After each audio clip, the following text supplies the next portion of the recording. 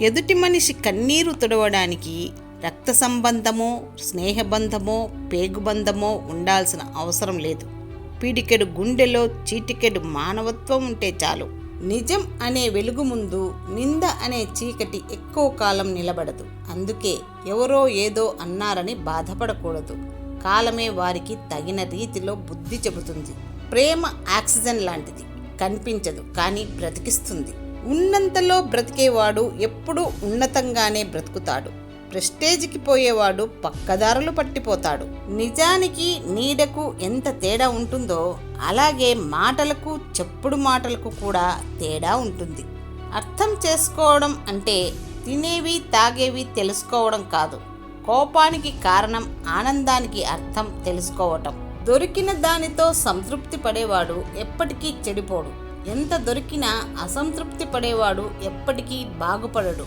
మనం చుట్టూ నిర్మించుకున్న గోడలు కొన్నిసార్లు మనల్ని బాధ నుంచి దూరంగా తీసుకెళ్తాయి. అయితే మరికొన్నిసార్లు అవి సంతోషాన్ని కూడా అడ్డుకుంటాయి. ఏ కరెన్సీ నోటు మీదైనా గాంధీ నవ్వులో మార్పు లేదు. కానీ మన నవ్వులే కరెన్సీ నోటును బట్టి మారుతున్నాయి. దారులు బాగుంటే గమ్యం విలువ తెలియదు. ఎలాంటి దారినైనా మంచిగా, సులువుగా మలుచుకుంటేనే గమ్యం విలువ తెలుస్తుంది. ఆలోచనకు ఎంత అవధి అయినా ఉండకపోవచ్చు. క్రమశిక్షణకు తప్పనిసరిగా హద్దులు ఉంటాయి. జీవితంలో నిశ్శబ్దం, చీకటి నేర్పే పాఠం చాలా లోతైనవి. ఎందుకంటే నిశ్శబ్దం ఎప్పుడూ నిజాన్ని చెబుతుంది.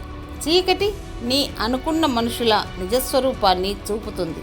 మనం గొప్పగా జీవిస్తున్నామని, మన హుందాతనాన్ని తెలపడానికి మరో కుటుంబాన్ని హేళన చేస్తూ మాట్లాడకండి. అది సంస్కారం, సఖ్యత లేని వారు చేసే పని.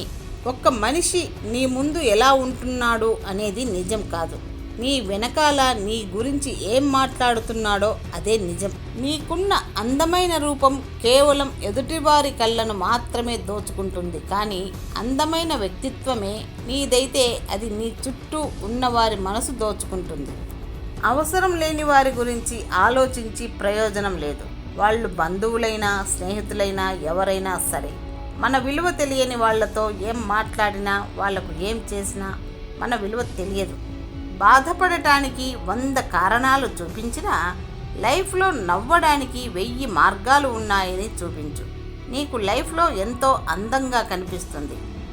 అర్థం చేసుకునే బంధం తోడుగా ఉంటే లైఫ్ బాగుంటుంది. ఎందుకంటే ఇష్టపడటం తెలిసిన మనిషికి ఇబ్బంది పెట్టడం తెలియదు కనుక. నువ్వు ఎంత దూరంలో ఉన్నా మనసుకు మాత్రం దగ్గరగానే ఉంటావు.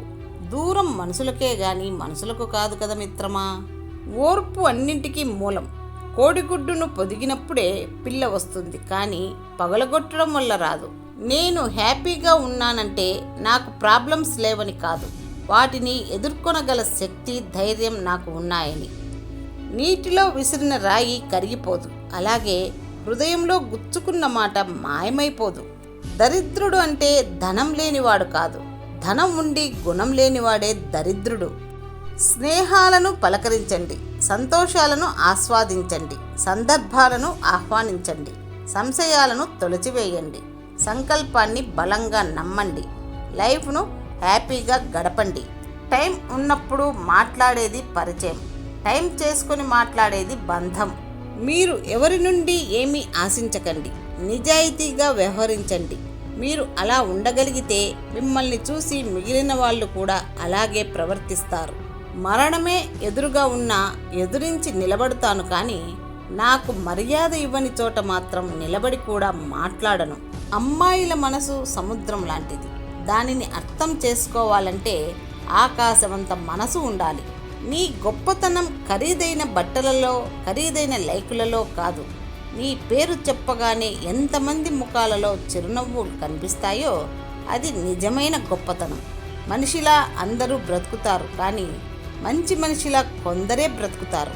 ఏది జరిగినా ఏదో అంతా అయిపోయినట్టు ఎక్కువగా ఆలోచించకండి. ఏది జరిగినా అది ఒక అనుభవం, ఒక పాఠం, అంతే.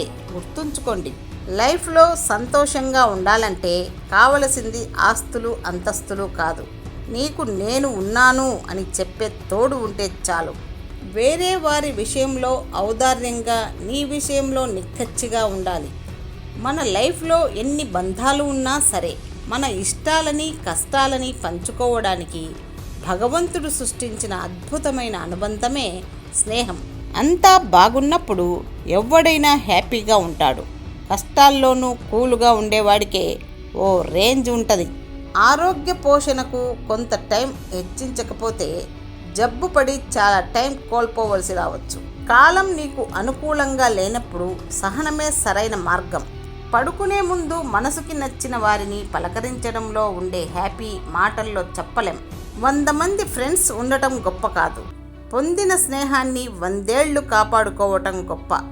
ఆదాయం అనే 4 అక్షరాలకు ఆదా అనే 2 అక్షరాలు కలిపి ఆనందం అనే 3 అక్షరాలతో బ్రతికేస్తూ ఉంటాం. అదే మధ్యతరగతి లైఫ్. అన్ని విషయాలు తెలుసుకో, నాకే తెలుసునని గర్వపడకు. ఇతరుల కంటే ఎక్కువ అని నువ్వు భావించుకోకు. నిన్ను నువ్వు ఇతరులతో పోల్చుకోకు. ఆడదాని మనసు విరిగిపోతే అతికించడానికి మగాడి జీవితం సరిపోదు.